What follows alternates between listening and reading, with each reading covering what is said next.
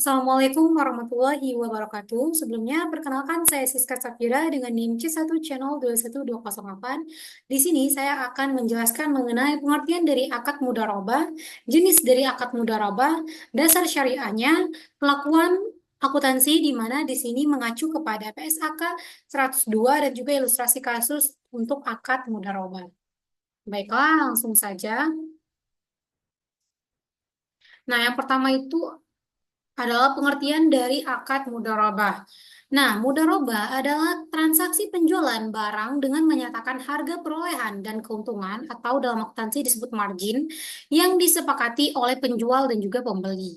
Hal ini yang membedakan mudharabah dengan penjual yang biasanya kita kenal dengan penjual secara jelas memberitahu kepada pembeli berapa HPP atau harga pokok barang tersebut dan berapa besar keuntungan yang diinginkan, di mana pembeli dan penjual dapat melakukan tawar-menawar atas besar margin keuntungan sehingga diperoleh kesepakatan.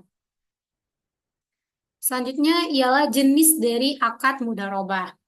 Nah, yang pertama adalah mudharabah dengan pesanan atau mudharabah to the purchase order, di mana dalam mudharabah ini penjual melakukan pembelian barang setelah adanya pemesanan dari pembeli. Mudharabah dengan pesanan dapat bersifat mengikat ataupun tidak mengikat pembeli untuk membeli barang yang dipesan. Kalau sifatnya itu mengikat, berarti pembeli harus membeli barang yang dipesannya dan tidak dapat membatalkan pesanannya. Yang kedua ialah mudharabah tanpa pesanan. Nah, mudharabah jenis ini bersifat tidak mengikat di mana skemanya mudharabah tanpa pesanan. Oke, selanjutnya ialah dasar akad mudharabah. Yang pertama itu berasal dari Al-Quran tentunya. Yang yang dijelaskan dalam Quran surah keempat ayat 29 yang artinya, hai orang-orang beriman, janganlah kamu saling memakan atau mengambil harta sesamamu dengan jalan yang bahlil atau tidak benar, kecuali dengan perniagaan yang berlaku dengan sukarela di antaramu. Nah, yang kedua itu Quran surah kelima ayat 275 yang artinya, hai orang-orang yang beriman, penuhilah akad-akad itu. Selanjutnya ada Quran surah kedua ayat 275 yang artinya, Allah telah menghalalkan jual beli dan mengharamkan riba.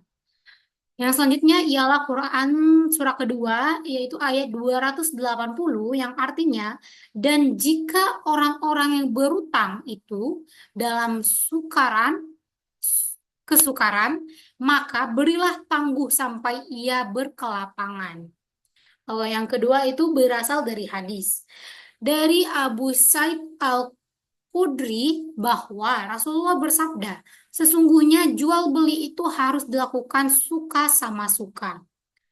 Selanjutnya ada dari hadis riwayat Ibnu Majah dari Syuhaibib yang artinya, dan tiga hal mengandung keberkahan: jual beli secara tangguh, mudarobah, dan mencampurkan gandum dengan tepung untuk keperluan rumah tangga, bukan untuk dijual. Oke, selanjutnya ialah perlakuan akuntansinya di mana mengacu pada PSAK 102. Dalam PSAK nomor 102 dinyatakan bahwa karakteristik mudharabah ialah sebagai berikut.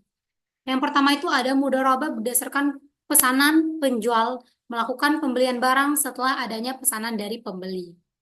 Yang pertama, mudharabah berdasarkan pesanan dapat bersifat mengikat ataupun tidak mengikat pembeli untuk membeli barang yang dipesan. Dalam mudharabah ini, pembeli tidak dapat membatalkan pesanannya. Jika aset mudharabah yang dibeli oleh penjual mengalami penurunan nilai sebelum diserahkan kepada pembeli, maka penurunan nilai tersebut menjadi tanggung penjual dana akan mengurangi nilai akad.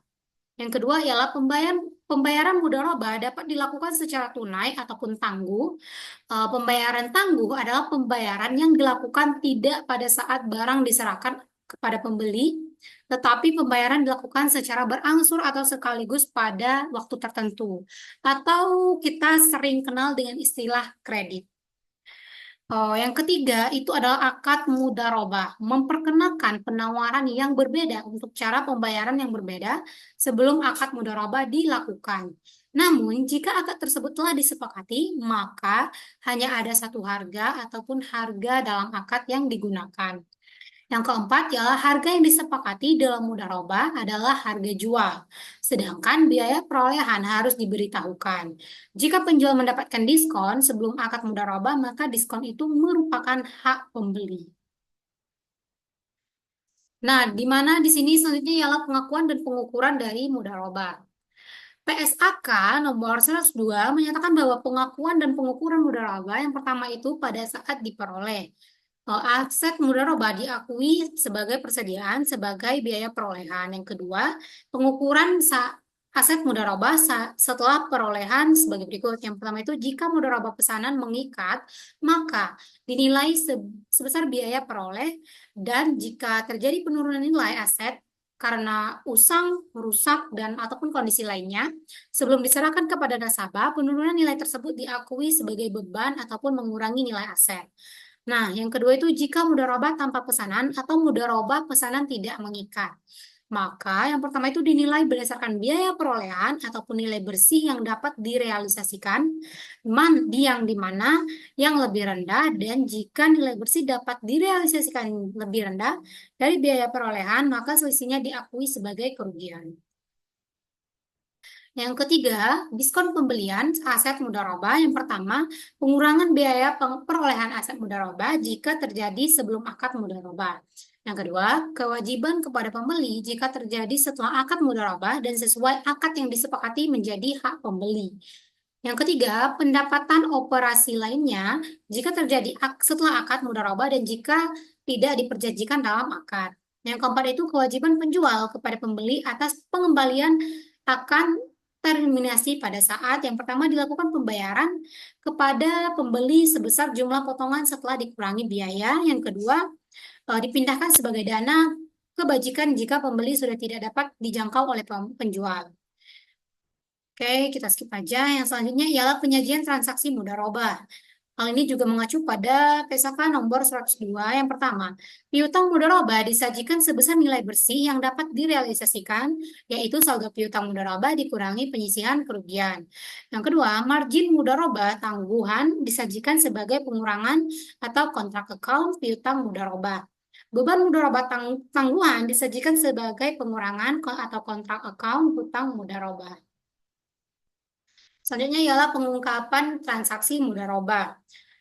Dalam PSAK nomor 102 dinyatakan bahwa pengungkapan transaksi mudharabah yang pertama, penjual pengungkapan hal-hal yang terkait dengan transaksi mudharabah, tetapi tidak terbatas pada yang pertama ada harga perolehan aset, yang kedua janji pemesanan dalam mudharabah berdasarkan pesanan sebagai kewajiban atau bukan, yang ketiga pengungkapan yang diperlukan sesuai PSAK 101 penyajian laporan keuangan syariah. Pembeli pengungkapan hal-hal yang terkait dalam transaksi mudharabah, tetapi tidak terbatas pada yang pertama nilai tunai aset yang diperoleh dan dari transaksi mudharabah, yang kedua jangka waktu mudharabah ditangguhkan. Oke, langsung aja kita akan melihat contoh soal atau contoh kasus dari akad mudharabah.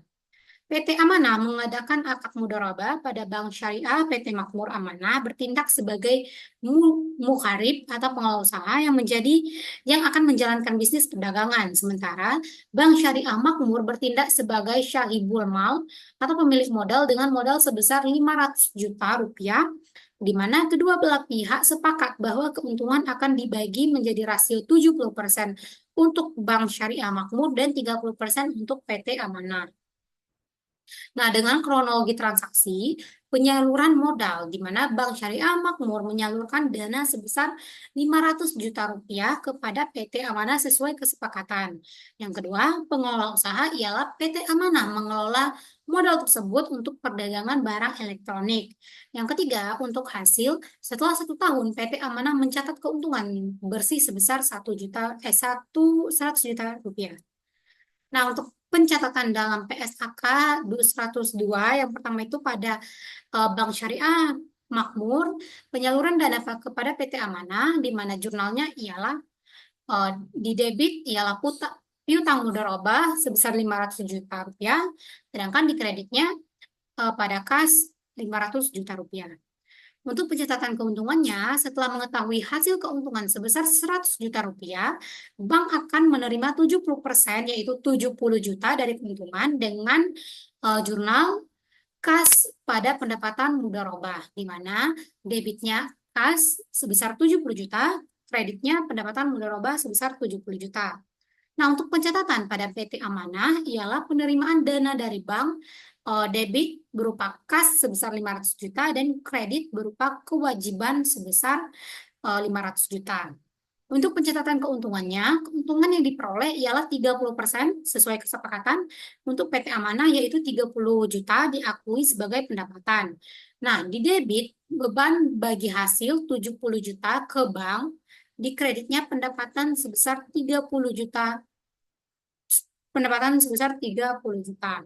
Nah, untuk PSAK 102 menekankan pada transparansi pencatatan, pemisahan aset usaha, serta pengakuan pembagian keuntungan sesuai dengan kesepakatan yang dicapai awal akad.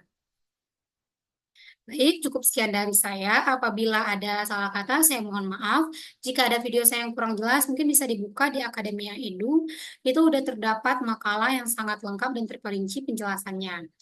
Eh, Mohon maaf jika ada kesalahan. Bila itu hidayah. Assalamualaikum warahmatullahi wabarakatuh.